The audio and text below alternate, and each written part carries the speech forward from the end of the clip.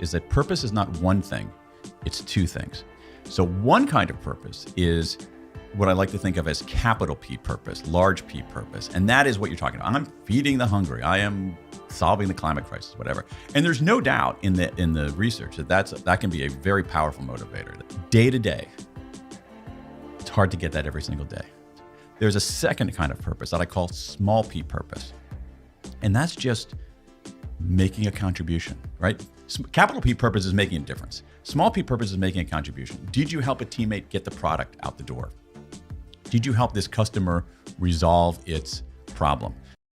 Revenues started collapsing, board meetings became very stressful, press started writing negative articles.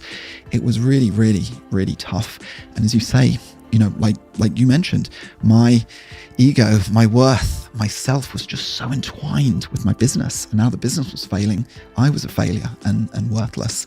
And so it was a really, really difficult time. And that lasted for years. How did you cope with that?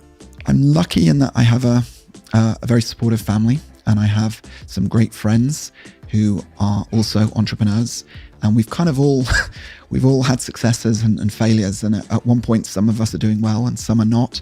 So we kind of pick each other up and give each other important pep talks. So I think having that community was very, very helpful.